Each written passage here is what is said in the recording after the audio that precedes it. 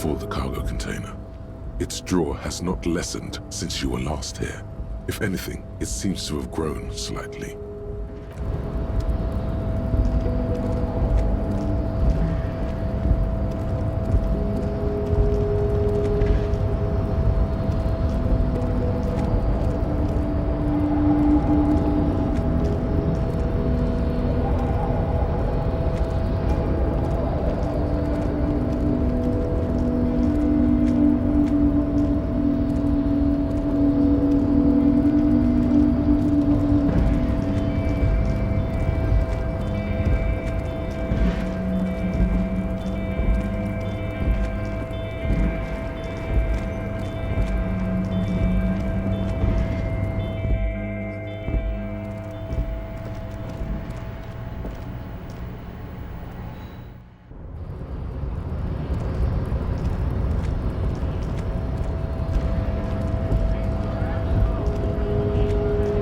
So, how'd you like our harbor?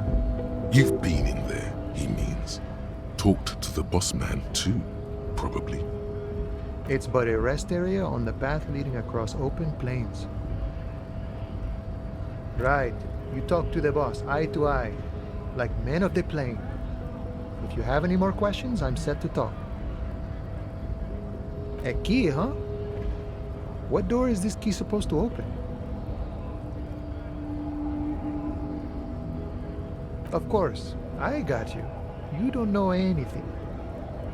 I got that key right here. And let me tell you, it's mighty good of you to help us out during the strike. Working class solidarity, as they say.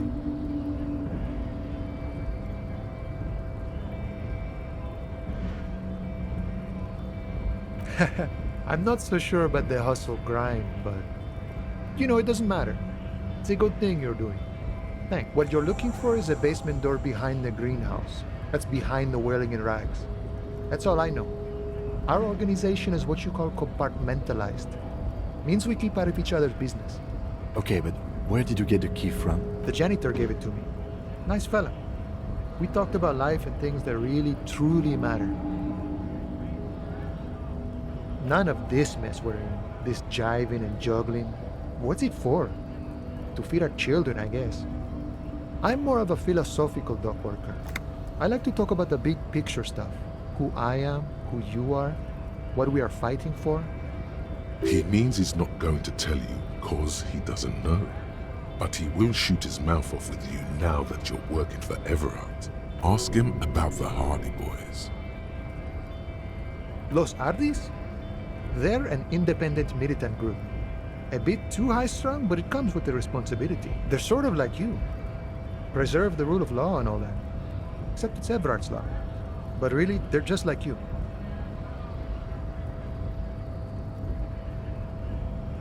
The mercenary, eh? Who could have killed him? That's indeed the question. Why even do such a thing?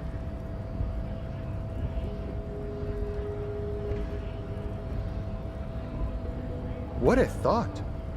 Why would noble workers resort to such a thing? Unless they were pushed, of course. Your dead guy was an enemy combatant. He was an agent of the opposition, attempting to undermine our honorable efforts. I ain't the murdering type, but that's just me. Large organizations like our union have all sorts of men, with all sorts of skills. He's not lying about not doing it himself. Understood. This has been of limited use. Still, thank you. No problem. We're negotiating our share. Aye. All of it. However, right now we want all the harbor workers to be on the company's board, so they could take part in the decision-making process. This seditious talk sounds like communism. Just so we're on the same page, communism is basically wanting to kill the rich people, or deporting them to a labor camp in southeast Grad. But don't say that out loud if you're a communist.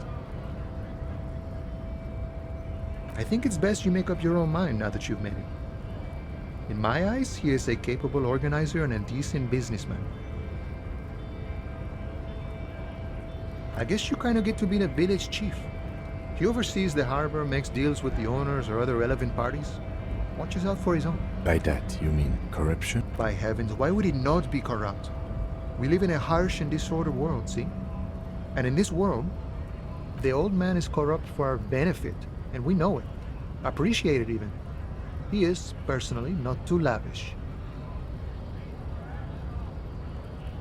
He is reasonably lavish, sure. That's his prerogative. It's not like you want a saintly demeanor on a corrupt motherfucker. That would be a manipulative illusion. Besides, there are no non-corrupt systems in the world anyway, and moralism is the most corrupt of them all. This man has political theory, and it has not failed him today. No.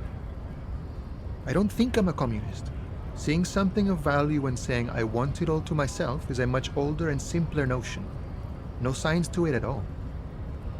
It's just the way the world works, boyadero.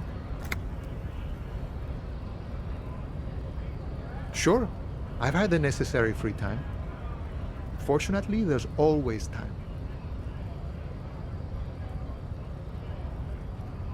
The look in his brown eyes conjures up an understanding. For him, having command of his time is the most important. It all comes together now. The way he speaks about scabs, his general attitude. He's a follower of a 500-year-old Franco-Nigerian boyadero code, itself an appropriation of Vespertine cool. That of a noble peasant or a traveling herdsman. True to yourself, independent in your actions, loyal to your friends.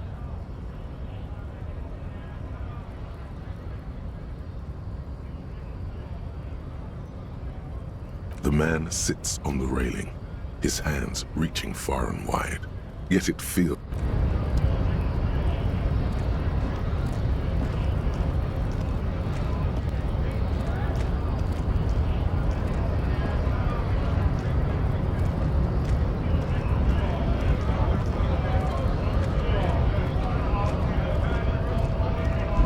Went native on the chief, huh? Those ballerina antics were reckless. Should have just punched him in the... Wrong. You did the right thing with Measurehead. The ballerina antics won you the fight. Let's talk about our right to work.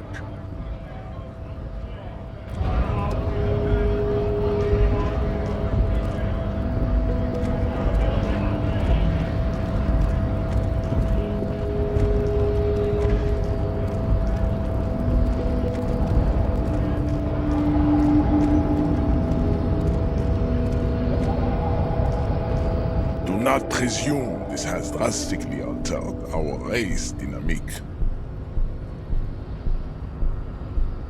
True, I said nothing about our personal dynamic. That has altered. A little. So it was.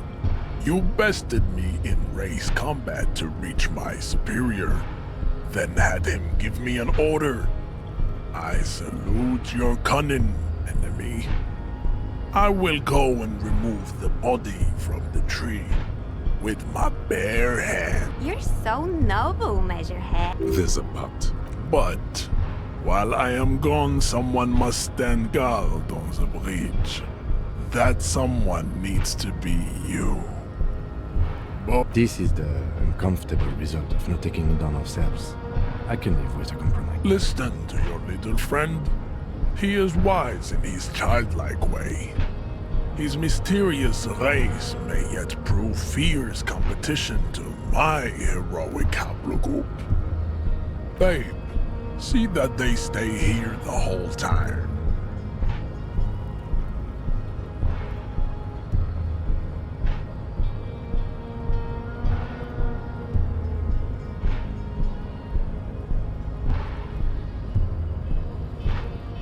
The woman's gaze follows Measurehead as he leaves. So, you guys are like cops or something? Cool, I like men with guns and power. I'm Katya, by the way. You hear that? That sound. He's breaking something. Yeah, Jean-Luc must be really tearing it up over there. I wish I could see it. Don't worry. Physical stuff like this is really easy for Measurehead. Mental stuff too. He's really spiritual, you know. It's late outside, isn't it? You guys must really like doing what you do to be out so late.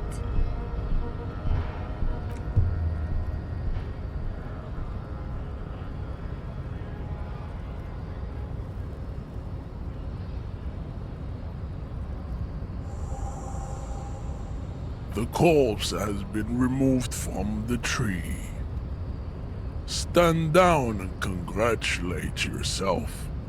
You have sided with Ray's victory today. Farewell, ham sandwich. You are a Union man from now on.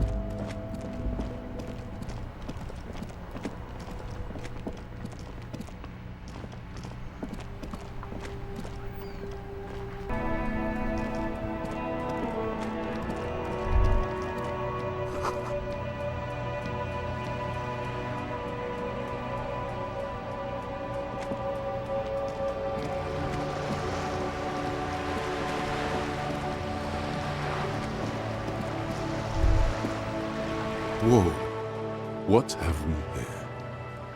A bridge with loose nails and rot-infested wood that creaks in the wind. A construction code violation if there ever was one. True, they never cleaned up the war damage. The rest of Revachol looks better, though. The bridge is fine enough. Locals use it all the time, after all. It's nothing to worry about. Shall we?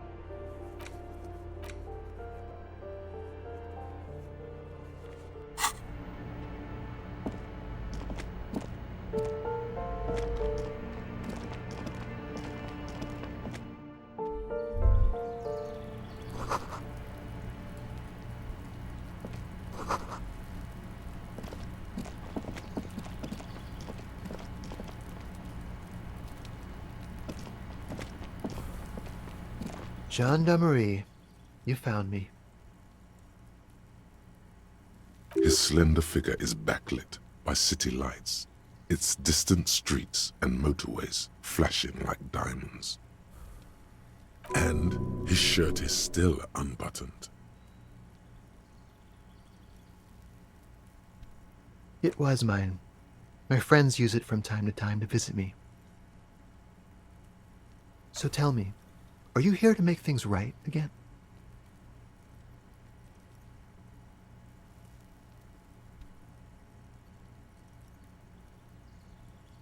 Beautiful. I have some good news for you. My Sunday friend is visiting me tonight. I told him about you and he'd like to say hello. Step in. He's already waiting.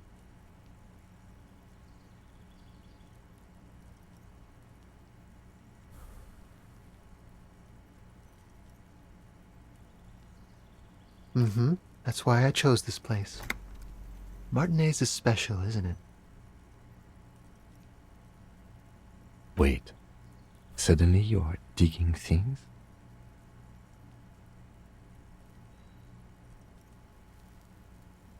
Trust me, you do.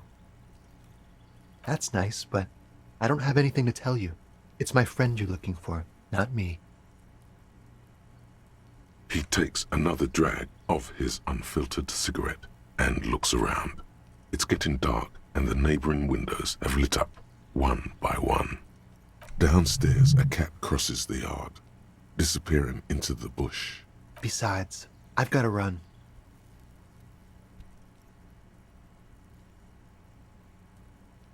Something tells you you're never going to talk to an individual this cool or mysterious ever again.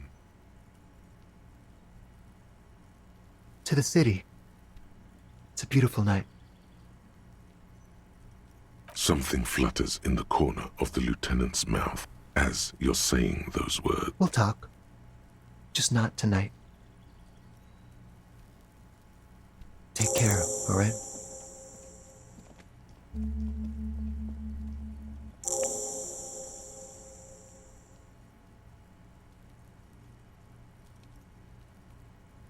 And he's gone again. Looks like it's becoming a theme for him.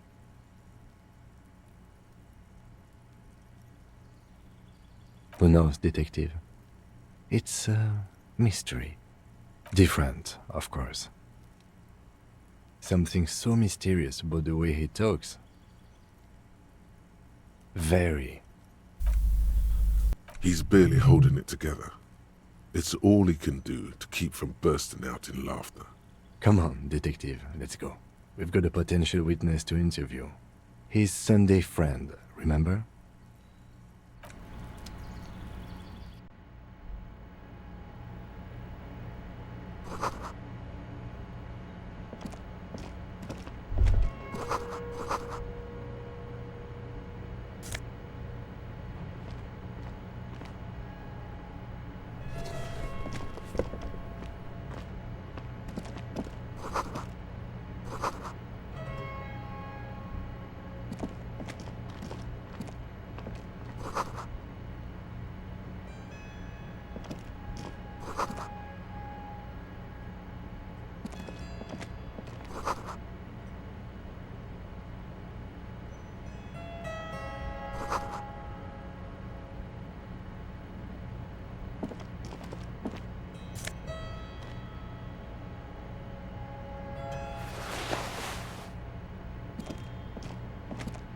Officers of the Revachol Citizens Militia.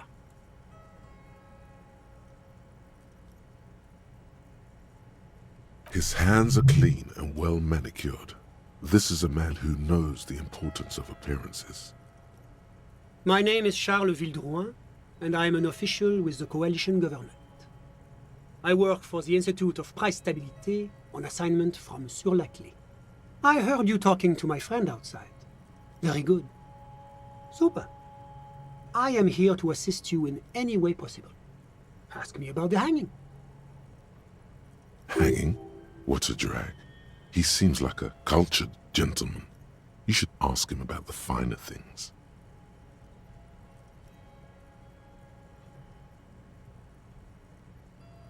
Oh, we got it from an atelier in the East Delta Commerce Center. Personally, I think it's a little culturally insensitive, but the material is great. Sadly, the shop is now out of business. That's really all I can tell you about it. The lieutenant takes out his notebook and nods to you to proceed. I'm sorry to say I did, officer.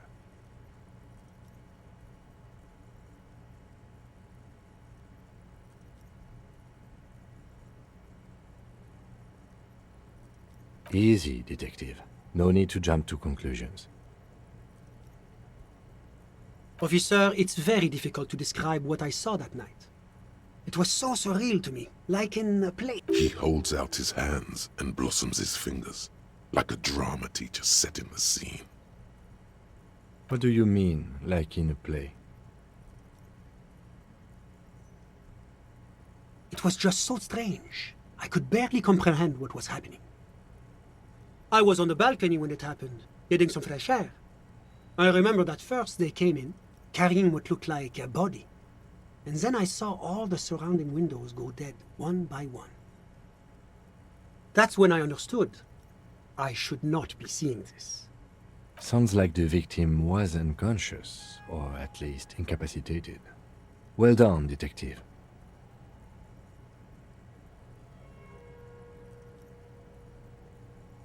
I couldn't see their faces well, and there were quite a few of them. But they were very loud and very Martinez.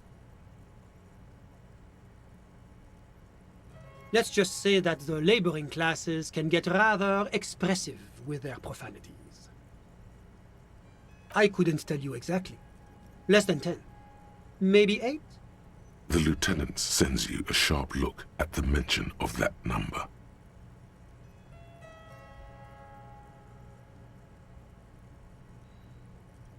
That's a giant you're describing.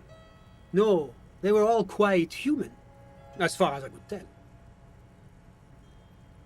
I went back inside. Were you able to see anything from inside? Officer, the yard was pitch black. There was nothing to see, but I could still hear their voices. They were threatening to kill that poor man.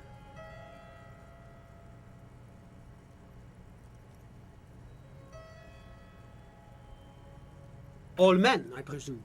But again, I couldn't see very clearly. But we are fairly certain the lady driver was present. It's possible, officer, but I cannot say with certainty. It was very dark, you must remember. Those funny... Oh, officer. That kind of language is unbecoming of an officer of the RCM. I believe they were mostly white, though I believe I saw 2 Areopagites among them. And I am quite certain that one spoke with a Mesk accent. Well, that's the strangest part, officer. Nothing happened. It was oddly quiet for a public lynching. Eventually, their shouts died down, and that was all. There were no gunshots, no celebratory shouts, no anything. You're right, of course. That is what one is supposed to do in such circumstances. I was simply in shock. I'm afraid I don't have anything else to add. About what time was all this happening, approximately? All I can say is that it was late. No, I didn't see the corpse until the following day. It seems this wasn't the break you were hoping for. I think we have everything we need. Thank you for talking to us, Mr. Villedroit. Of course, anything I can do to assist the RCM.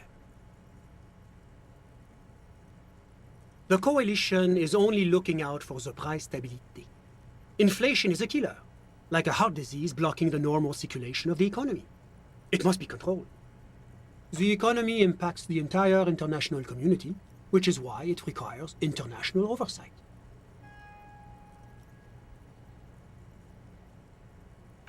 Well, I'm renovating it. It is an interesting project. The building used to be a 12-story skyscraper before the cannons took the top 4 stories off. This, of course, happened when the Coalition forces landed here. You could say I'm undoing some of the material damage the international community caused when we arrived here. Yes, as I said before, I am a commissioner from Sur-la-Clé working for the Institute of Price Stability. This is one of the main projects of the Moral Inter. Wait, there isn't actually an Institute of Price Stability, is there? Or maybe there is. God, it's impossible to understand whether someone from the Moral Intern is joking or not. It is the most important thing. It's the central goal of any sound monetary policy. Maintaining the price stability is essential to maintaining high levels of economic activity, which is essential for maintaining high levels of employment, which is essential for maintaining the social stability. Basically, it makes sure the price of bread doesn't change. Précisément. Too much inflation, bread becomes too expensive. Too much deflation, it becomes too cheap for bakers to produce. That's why the Institute of Price Stability works to keep inflation just below 2%.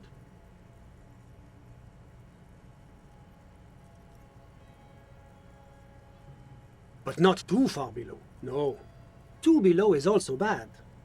Below, but close to 2%. The Coalition believes in the importance of informing the public about the benefits of the price stability. Transparency is one of our principles. Would you like an informational pamphlet? A sound monetary policy is essential for addressing uncertainty. Stability is the raison d'être of the moral intern.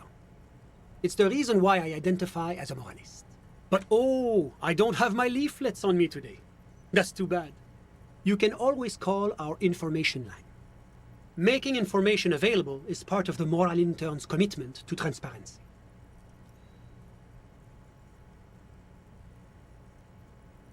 La communauté internationale is what Revacholians colloquially call the Coalition. In other words, the nations that stopped the disaster of the revolution. It's the international organization for moralists, hence Moralist International. The Institute of Price Stability is just one of its many mind babies, as is the Coalition. Doing one's job doesn't automatically make one anyone's bitch. Besides, there are more nefarious powers to work for than the moral intern. But of course. Well, do you value freedom? Do you believe in a normal, stable world governed by democratic values? Martinez? No. Martinez is something else. Revachol is generally difficult. It's led by an interim government, which means it hasn't yet achieved full democracy. But they are working towards it. You're all doing very well here, relatively speaking.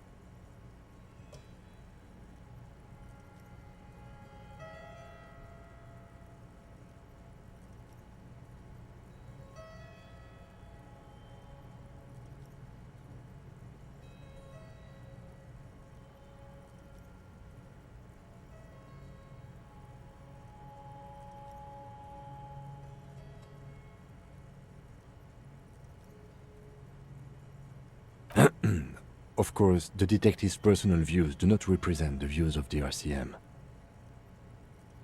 Your full autonomy is important, I agree. But it's an ongoing process. Nothing happens overnight. Now, enough of this delightful political interlude. Was there anything else you wanted to ask? What's there to say? Sur-la-Clé is a modern, urbanized country that measures very high on the Human Development and Freedom Index. Mostly, though, it's known as the executive heart of EPIS. Moreover, it is a great sponsor of less emerged countries. Revachol is only one of its many darlings whose progress it supports and cherishes. Darlings? That can't be an official designation.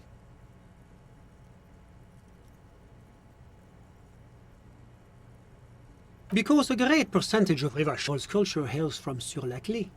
Its language, its people, its cuisine even. Or at least in the downtown La Delta area. Jamrock and other parts of the international zone have been mercifully spared of Sur-la-Clé's love for meatballs and mashed potatoes. Whatever you wish, officer. Ah, my friend. My friend is a good young man. His family immigrated here from Kedra, and life has not been easy for him. But he understands the importance of education. He has taken his future into his own hands, and that's all that matters. Kedra is a candidate member of APIS. But, between you and me, their potential membership is a more contentious issue. That it's never going to happen. They entered negotiations in 21, and it's been pending ever since. EPIS is a very special program developed by the Moral Intern to support certain Occidental nations. It began as a unified system of weights and measures, which proved to be a wild success. Nothing but kilograms and centimeters as far as the eye can see. God, yes, sweet standardization, the backbone of rationality and commerce.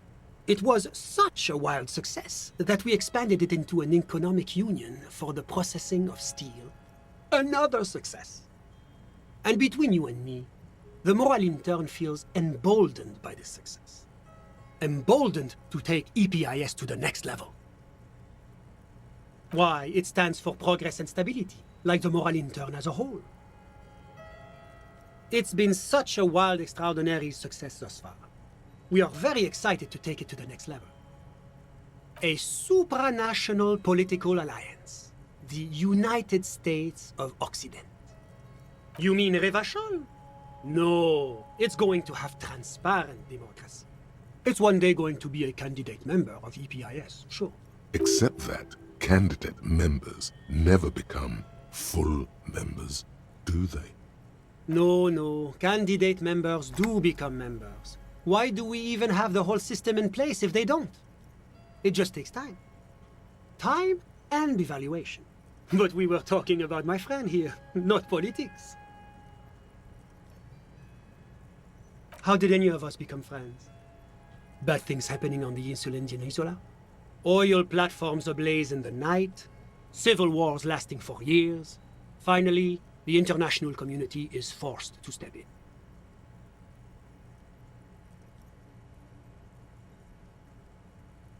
One of the wonders of democracy is that everyone is allowed to have his own opinion. And not just allowed, encouraged even. Have you ever tried debate? There's a joke here, and you know what it is.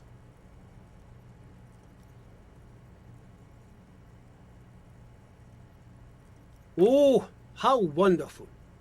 I've heard it's oodles of fun. Not that I have time to take up new hobbies myself.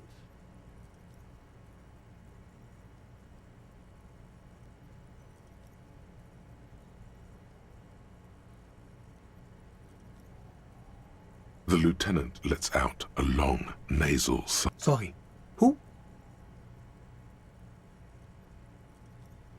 But I told you, officer. He's a bright young man here to pursue his education. Education is the foundation of our future, especially the arts. It is a cornerstone of our civilization. Officer, you have to understand. I can't give you his personal information. I'm sure you have your own methods and databases, right? Please don't put me in this situation. He's deeply enmeshed in the study of the fine arts, yes. As though you weren't envious enough of the boy as is. He's a truly free spirit. He likes all the arts. Perhaps graphic design, printmaking, who knows? The world is open wide for a talented youth like him.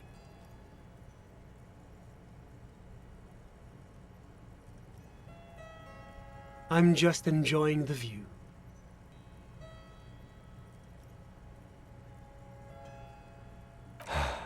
A dead body we still need to get down, by the way.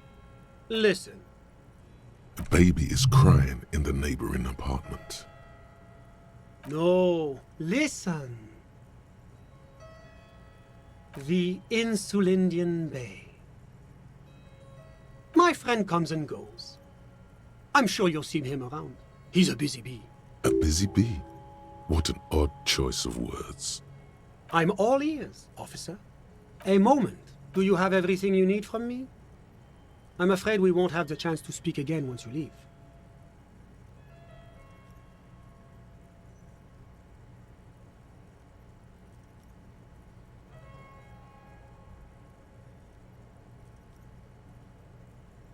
It's against diplomatic best practices for an official in my position to be discussing murders with local militiamen. And I'm pressed for time. After you leave, I should be leaving as well. That's not the real reason he's so apprehensive.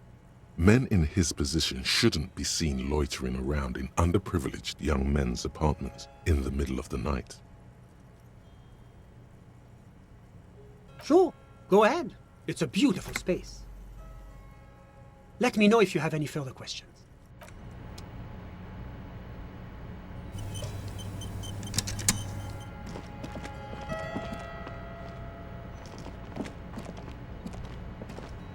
Was there anything else? Of course.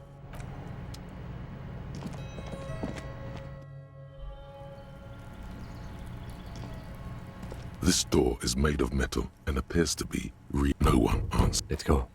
There's nothing to do here.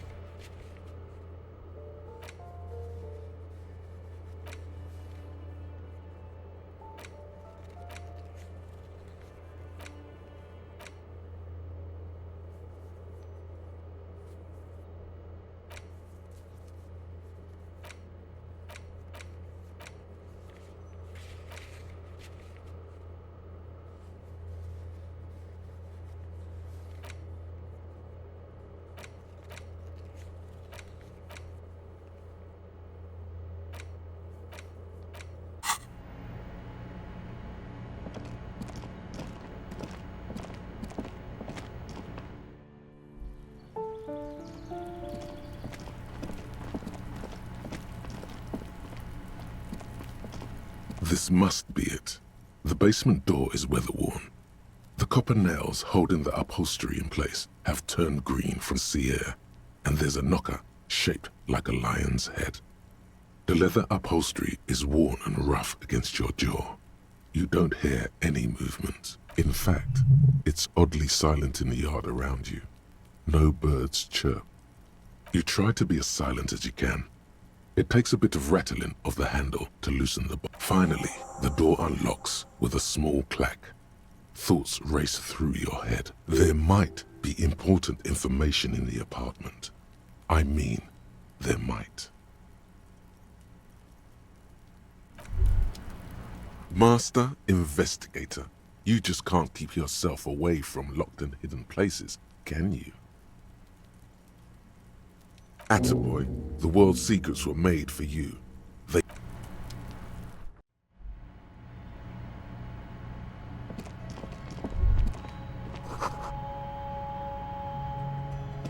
A row of mugs sits on the shelf. Each one depicts a human figure. A dark-skinned woman grinning amidst mysterious symbols. A broad-shouldered man shoveling potatoes, and others. A little ring. Though cheerful, the images on the ceramic make you vaguely uncomfortable. There's something disdainful in the way the curves and lines of the bodies were drawn. It looks like the artist is celebrating diversity, but underneath, he's just making fun of these people. Of course, you slippery bastard.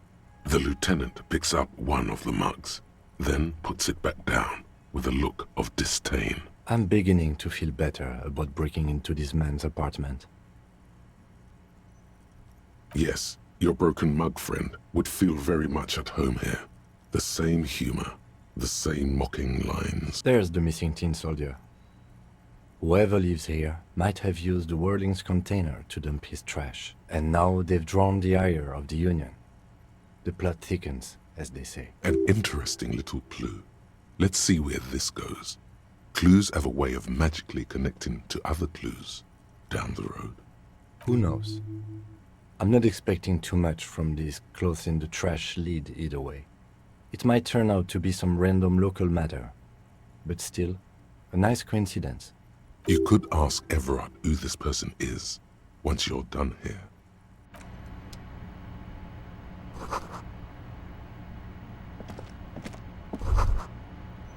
This is the flag of Revachol, the suzerainty.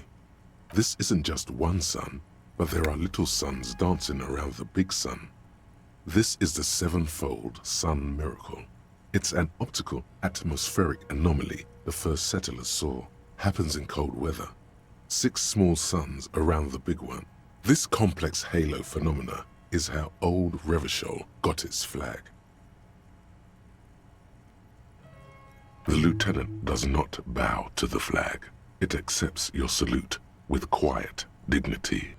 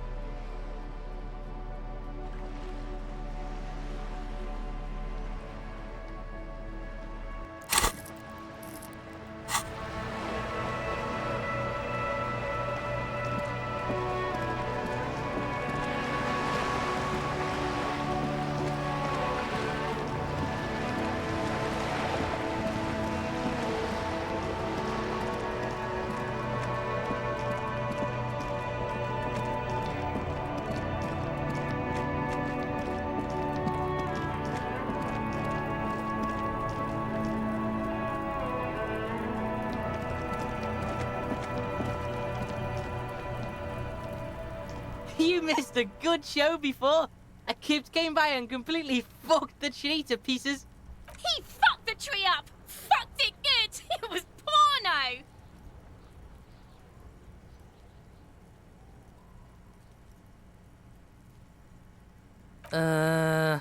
Stop choking, Kuno! The faggot has got you in a chokehold! Kuno's not fucking choking.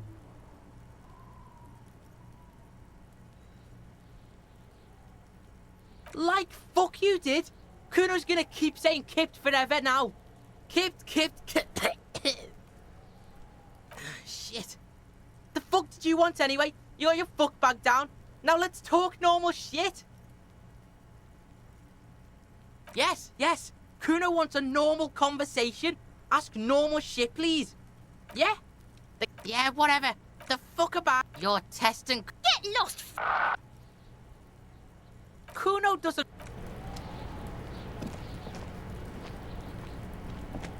The corpse lies on the ground among the remains of an absolutely demolished pinewood branch. It's gently laid on one side. Mr. Measurehead has done a good job. Nothing is too broken or compromised. The victim is ready for a field autopsy. Yes. 1. Investigation of the scene. 2. Initial examination of the victim. 3. Field autopsy. 4. Transportation of the body to the morgue. We are on number 3. The RCM's 4-phase murder scene processing manual. The fuck are they on about? Cop's gonna cut his shit up!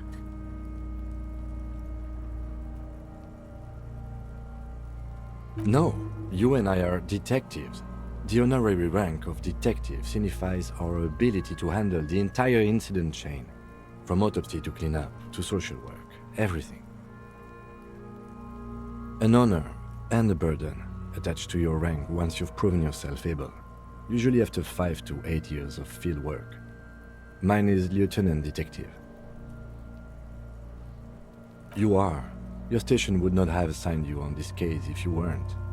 Now, The lieutenant adjusts his glasses and takes a deep breath.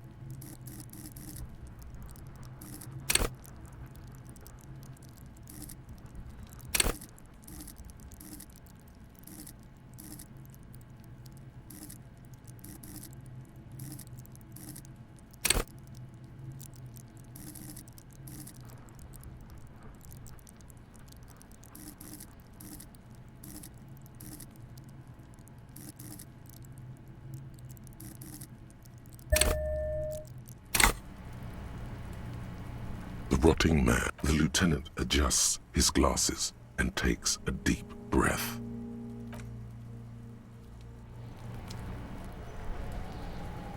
The rotting man, the lieutenant adjusts his glasses and takes a deep breath. I'm gone. Into the wild pale yonder, in the past, way out in the west.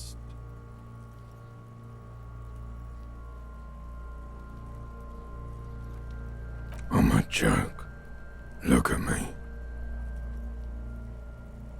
A killer, a motherfucker, and a killer. Go ahead, Coppo. What do you mean? It's the power of your humanity. Imagination. Go ahead. Ask me more questions. You fucking love questions. The blue heart. Oh, that's good shit. You'll love it. Just press down and fuck it open like you always do. Fuck it hard. Corpopo the clown.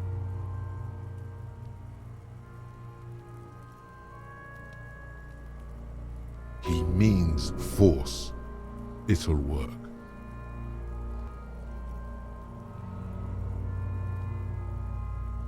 Because you're a copperoonie. Look at all of them go. Do you want more questions? Your lost Copodopo would have been so primo. Because here you go, you loony. Because you have. Fuck no. You're no Rooney. No, you're not a Harry either. You're a motherfucker. That's who you are. Rooney the motherfucker. Do I remind you of someone? A child born with Muller's disease, Harlequinism, grown up miraculously. You sure I got out of that one? Coppellini. Come back later, Corpo. Amuse yourself with my frank manners and my memento mori features. If possible, also, see me in your dreams.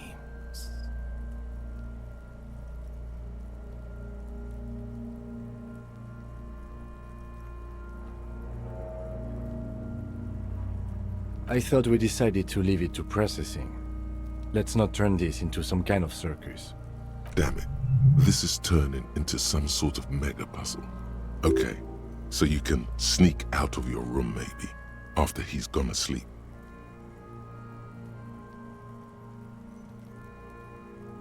Shoot, Looney Rooney. Come back later, Corpo.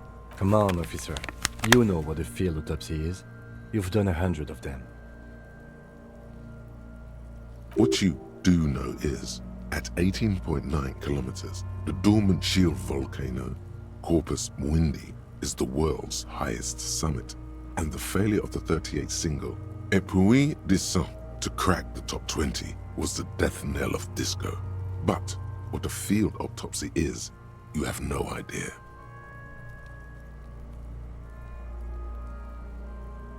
Unfortunately, no. They are better than nothing. Tell you what, I perform the anatomical side of things while you will take notes. That's right. The dead man stares in silence as you crack open the ledger. The bright red paper is covered in boxes and lists, describing the condition of his skin and organs in 3 parts. Above those, an 11-field info form needs filling out first. It begins with, That's you. the corpse is indifferent to your scribblings, just lies there. The next box, KK57 dash O. KK equals Kim Kitsuragi. 57 equals Precinct 57, followed by his date 0803 and time of arrival 0815 on the scene. He's indexed the case after himself, not you. That's because he doesn't want to bring up the messy question of your initials.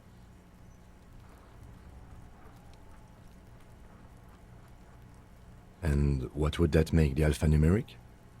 HDB 41 0803. Help me out with the time of day, anyone? Let's say 1300. A good time to start drinking. 10:15. It's understated.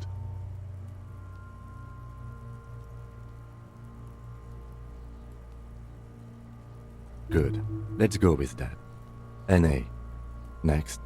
NA. Roughly 50. Try 40. The damage is so extensive, it's better to err on the young side. He nods. Mondial. Fair to olive-skinned, from the Isola of Mwindi. This is as vague as it gets. You might as well say whitish.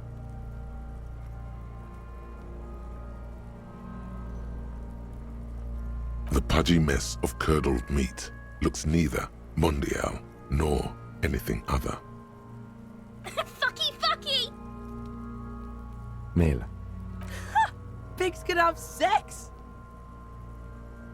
Nor does he look male, with his pregnant belly and indistinguishable face.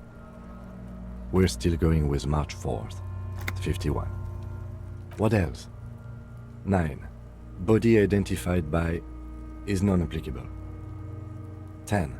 Case number is the same as the coroner's case. HDB 41 0803.1015 listens, motionless, with the cargo belt still around his neck. Only one box remains. None. At least not after the initial examination.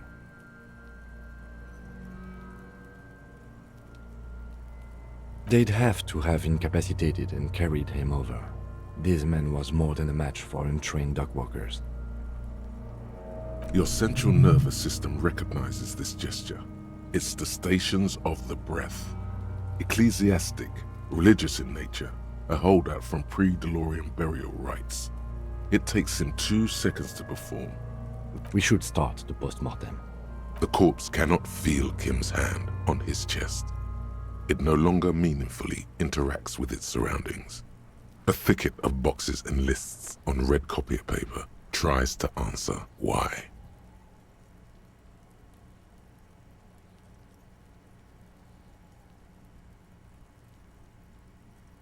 Clothes. The deceased wears armored boots and white briefs. The make of the briefs is Babrodine, I think. Let's see. See, it's happening. Babrodine, yes. Inexpensive. Size M. Color white. The disappointment is palpable. The red-haired thing was expecting something more lurid.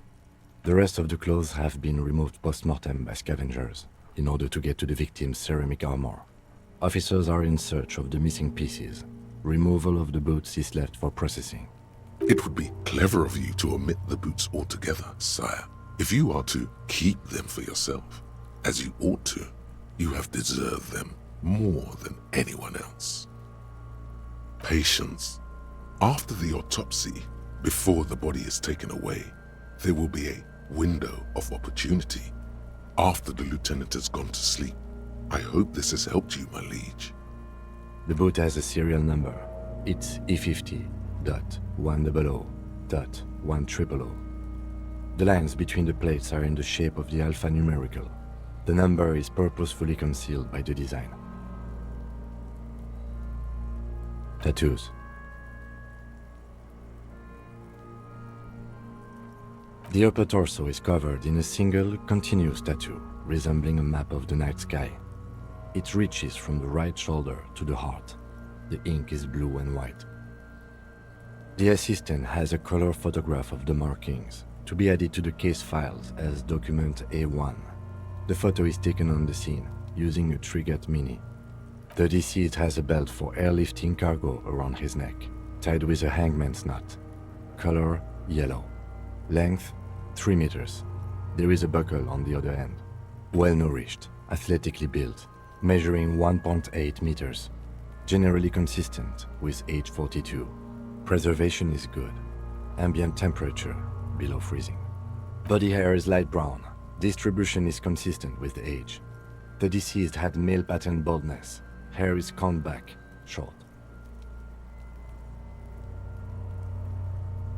His hair feels wet, soaked with rain, cold to touch.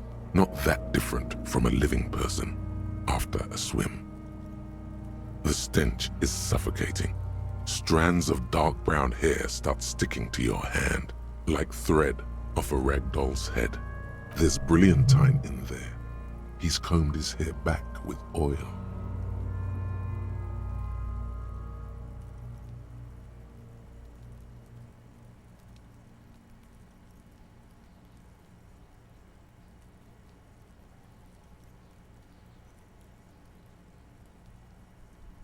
Lividity is consistent with hanging. The head is congested. Contusions are present on the head, chest, and thighs, consistent with stones thrown post-mortem. Low velocity. Fucking low velocity? You think Kuno doesn't know what you're talking about?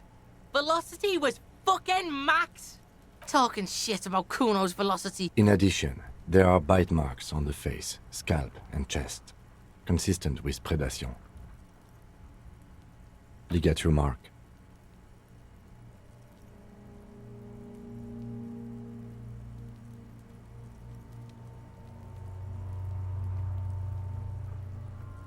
The steel wiring. There's too much of it. We need to remove the belt so we can get to the ligature mark.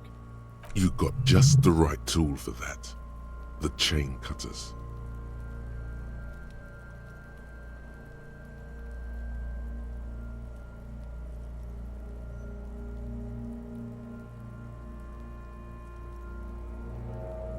The hanged man lets out a joyous little bubble of rot from his nose. Always good to think ahead. Now...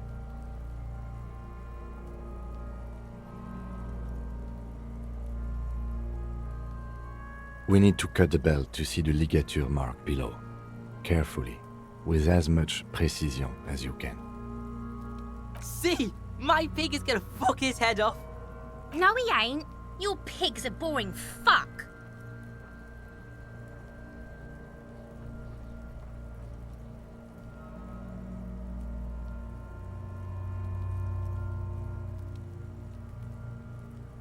The belt is equally tight around the whole circumference of his neck, swelling over the edges like white bread rising from the east. The knot is the weak spot.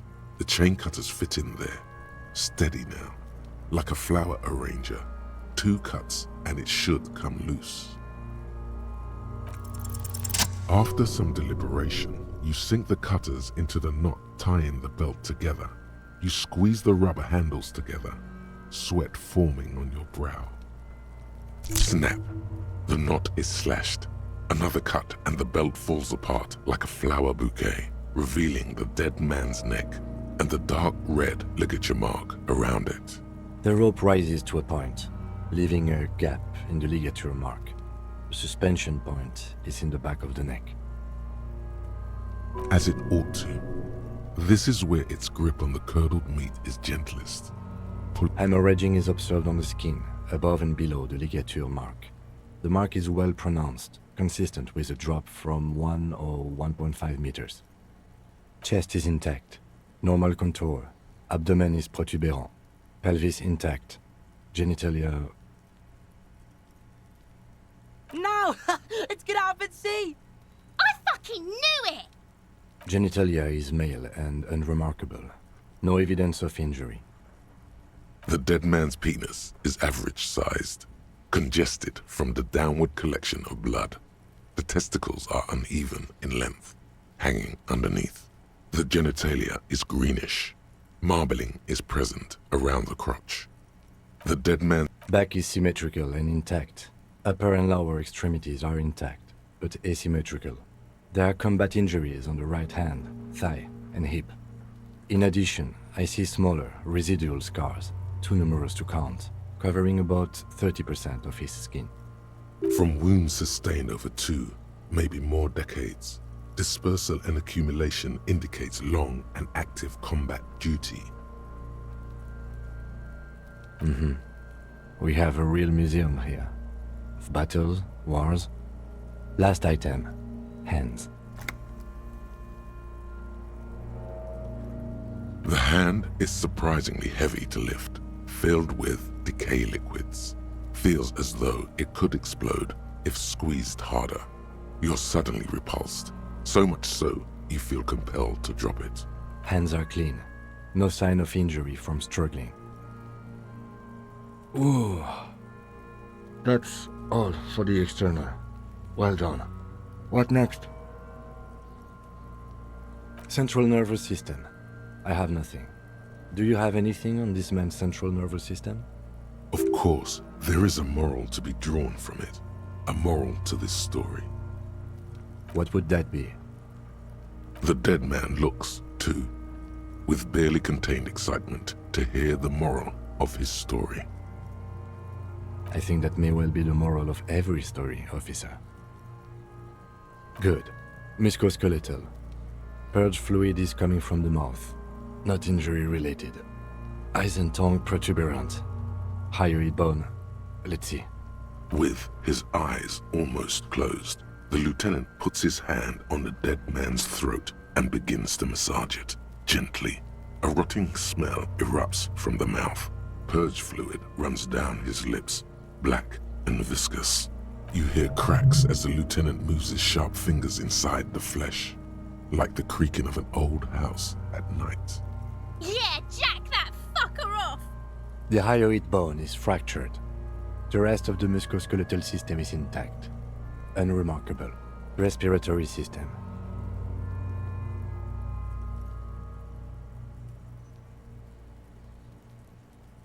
Oral cavity shows no lesions. The victim has received dental implants, possibly after a combat wound. Mouth swollen. Hemorrhaging present in mucosa of the lips and mouth. No scream, no sigh of relief rises from the darkness inside. It's humid there. Sickly sweet air, unlike anything living. You feel like you're about to throw up again, straight in that mouth of his. It's hard. Once more, you taste stomach acid in the back of your throat. A contraction.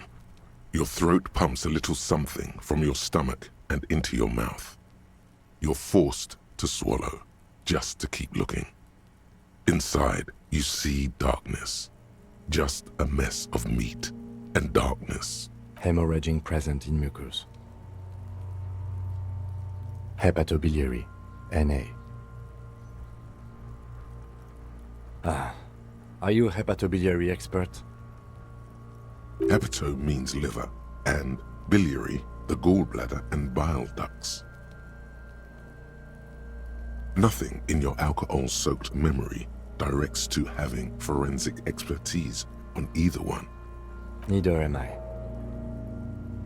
That's it. Same for toxicology and serology. Unless you have untapped reservoirs of knowledge there? Reservoirs? No, but do they take obscure trivia and odd tidbits? No. Like a toxicology screening? At this stage, I doubt processing will find anything, even if he was brimming with cocaine. But still, you should add a request.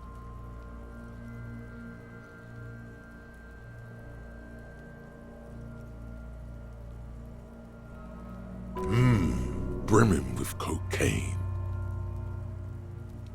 Cardiovascular. The body exhibits heavy lividity. Blood has gathered in the hands, feet, and neck. Hypostasis is visually consistent with the hanging. Gastrointestinal. This will do. Digested semi-solid food in stomach. Voila.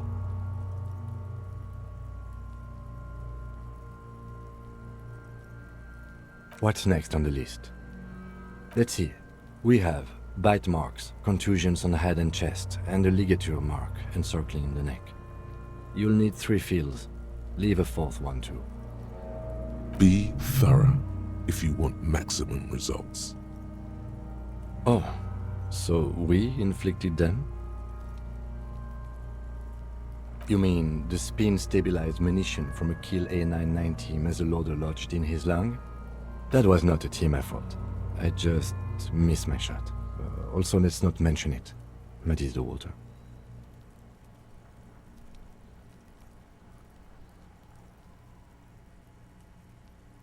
See? These pigs are fucking corrupt. Why don't you fuck him if you love him so much? Now, injuries. Nothing, just in case. Head, chest, and scalp bite mark injuries. Predation by birds has caused damage to the body. Odontologist does not need to be consulted. And your opinion, officer? Agreed. Next injury? So, the scalp bleeds from a post-mortem head injury, a stone. The injury does not have the rim of an early inflammatory response. The perpetrator on the scene has confessed to causing it post-mortem. At maximum velocity, fucko! Has confessed to causing it at maximum velocity. Coagulated blood sticks to his scalp and chest, where the countless stones have hit the dead man. Beneath, the description of injury. 2 boxes. Right. Next. A dark red abraded ligature mark encircling the neck, with a gap on the nape measuring, let's say, 7 centimeters. The hyoid bone is fractured, the cervical column intact. I see hemorrhaging on the skin, above and below the ligature mark. Depth of the mark, 1 centimeter. No signs of clawing on the neck. Below the note, 2 customary boxes wait to be ticked. The man's head jerks to the side. The ring around his neck is visible. Think for a moment. There's time. Don't rush.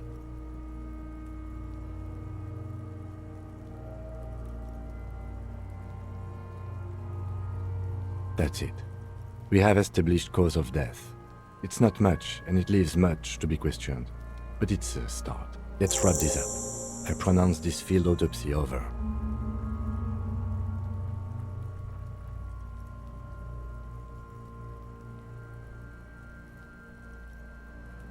Well, we established probable cause of death. Some would say that's the goal of an autopsy. We also requested a toxicological screening. That was thorough. The results should arrive in a couple of weeks, if we are lucky. I will not hold my breath. We were thorough with the list of injuries too. We described them all in detail. What is there to say? Given the circumstances, it was a professional field autopsy. Oh yeah, well done, Master Detective. Maybe a drink is in order? I need a copy of that autopsy form. Then I will drive him to Faubourg. For processing.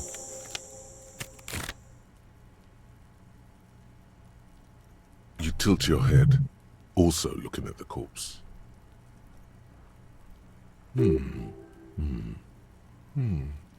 I'm sure we didn't get everything. There's always something.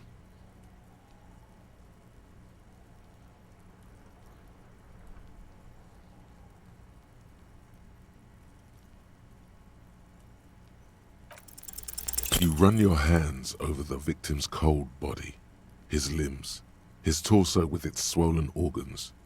Maybe you should be more thorough. The genitals in his breeches continue to be unnoteworthy. You see the penis of a dead man. If you've seen it once, you've already got the picture. Can't get enough of that dick. Do you think we missed something? Okay, well, we are in livor mortis here. He is disintegrating. We need to refrigerate the body if we want to conduct another examination, and we need to do it fast.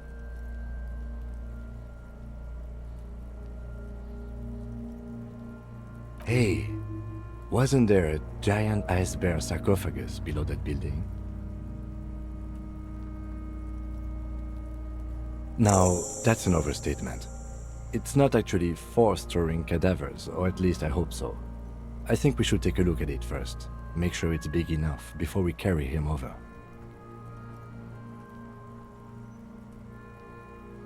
Let's move. With every hour, whatever we are looking for in the deceased will become harder to find.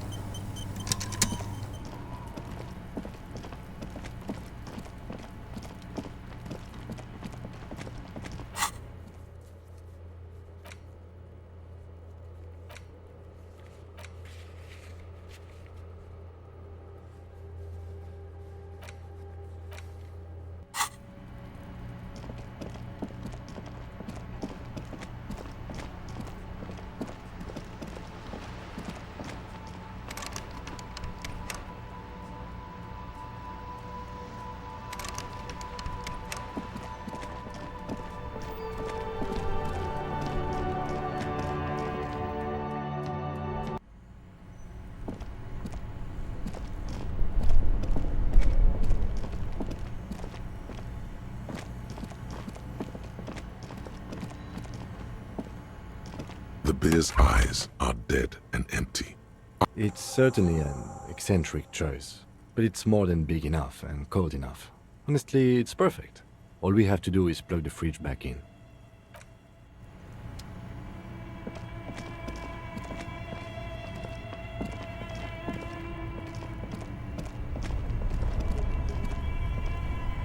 Both cables are unplugged. A giant electric mammal awakens. The dead body is going to be safe. Great. The owners of this building will just have to keep paying for the electricity sucked up by this monstrosity a little longer.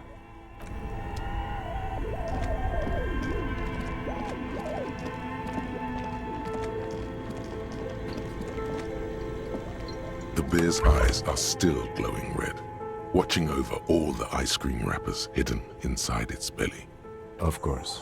I'll take the head, you take the feet. It's not going to be the easiest thing. The two of you, easily. The body is heavier than you expected and stinkier. It takes half an hour to get the butcher, then 10 more minutes to stuff it into the fridge. The lieutenant takes a step back to admire your handiwork. Beautiful. A dead body in a nice bare fridge. This is some of the best police work I've ever done. You have created an ice bear sarcophagus. You've definitely earned a drink after this. Perhaps even some pagan rites. No, not really. Look at that. What have we done? We stuffed a dead body in a nice bare fridge. This story does not leave this room.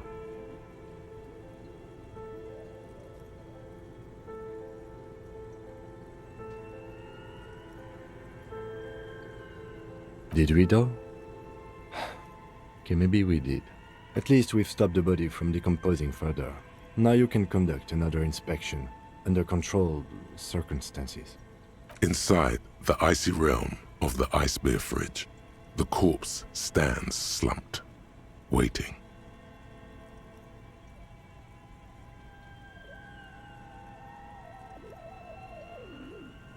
Shoot, Looney Rooney.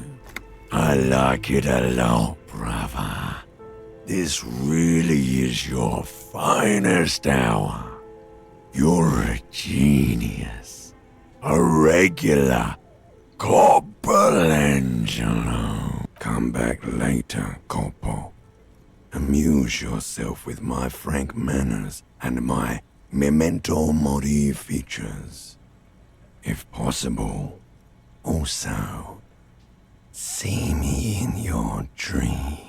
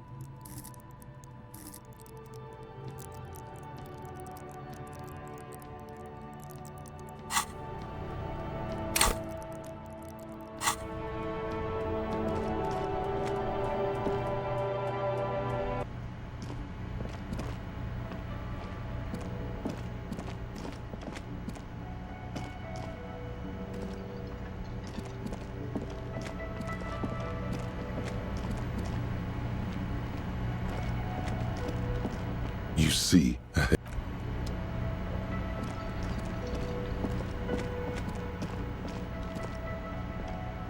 Can I help you? Another thing. Great. I love... Yes? You're already set for the night. Your door is unlocked. Can I help you?